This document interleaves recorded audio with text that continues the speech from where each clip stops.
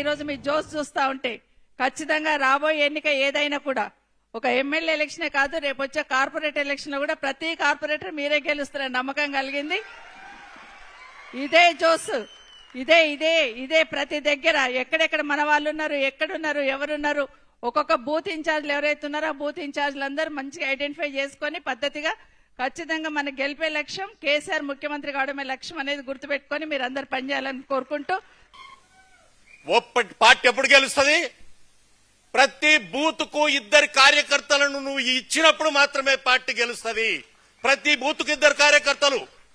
అవతల పార్టీ ఈ మన బీఆర్ఎస్ సైన్యంలో శత్రువులను జయం చేయాలని ప్రయత్నం చేస్తుంది. ఇది చాలా జాగ్రత్తగా గమనించాల్సినటువంటి అంశం. బూత్ ఏజెంట్లు కూడా శత్రువులు వచ్చి జైన్ అయితే రేపు పొద్దున ఎలక్షన్ కార్యక్రమంలో వాళ్లే పనిచేయాలి.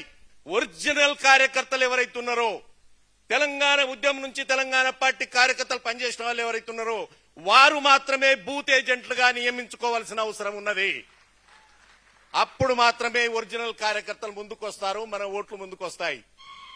కాబట్టి నేను మీకు అందరికీ కోరుతా ఉన్నా, రేపు కార్తిక్ రెడ్డి గారికి మీరు ఆ లిస్ట్ ఇచ్చేటప్పుడు ఒరిజినల్ కార్యకర్తలు ఎవరు, బూత్ ఏజెంట్లు ఎవరు, ఆ బూత్ ఏజెంట్లు చేయాల్సిన పని ఏంది, విదేశాల్లో ఓట్లు ఎన్ని ఉన్నాయి, బయటికెళ్ళి వచ్చిన ఓట్లు ఎన్ని ఉన్నాయి, పోయినవి ఎన్ని ఉన్నాయి, వచ్చినవి ఎన్ని ఉన్నాయి, యువకులు ఎంతమందిని మనం ఓట్లుగా జాయిన్ చేశాం.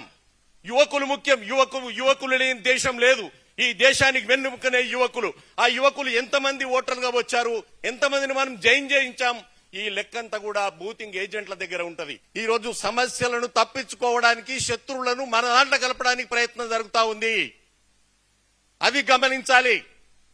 చెప్పినటువంటి హామీలు ఏడు అడుగుతారో అని చెప్పి అవిటి అడగకుండా ఉండాలంటే వాళ్ళ శత్రువులను మన దాంట్లో జాయిన్ చేస్తే పంచాయత్ బొద్దని ఆలోచన చేస్తారు. కాబట్టి ఈ విషయంలో పార్టీ గాని మనం గాని ప్రతి ఒక్కరం జాగ్రత్తగా ఉండి రేపు మళ్ళొక్కసారి మనం వింటున్నాం, సార్ రావాలి, సార్ రావాలి.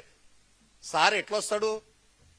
బూత్కున్నటువంటి ఏజెంట్లు పర్ఫెక్ట్ గా పనిచేస్తే సారు మళ్లీ వస్తాడు, కారు మళ్లీ వస్తది. ఒక రాజేంద్ర నగర్ అంటే ఒక కాస్మోపాలిటన్ సిటీ. భారతదేశంలో ఎంతమంది ఉన్నారో అంతమంది కూడా ఇక్కడ ఉన్నటువంటి పరిస్థితి.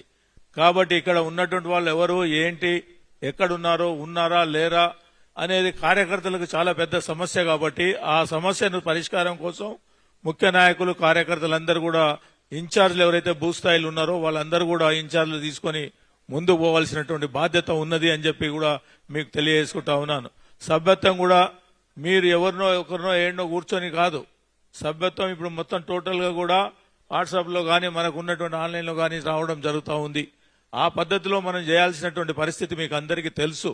కాబట్టి తెలిసిన వాళ్ళందరినీ కూడా తెలియని వాళ్ళకందరికీ కూడా చెప్పి ఈ కార్యక్రమం సక్సెస్ చేస్తారని చెప్పేసి మీ అందరికి కూడా ఇంకా చాలా విషయాలు చెప్పాలి. నియోజకవర్గం గాని జిల్లా విషయంలో గాని చాలా ఉన్నాయి.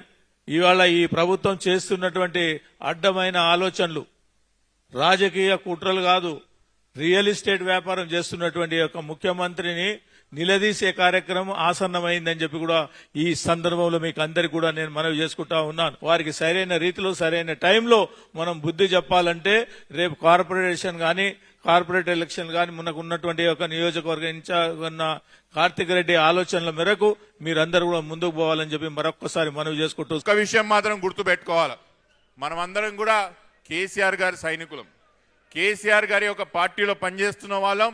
కేసీఆర్ గారిని చూసి నేర్చుకోవాల్సిన అవసరం కూడా ఉన్నది. 2 సార్లు మనతో ఓట్లు వేయించుకున్నాడు.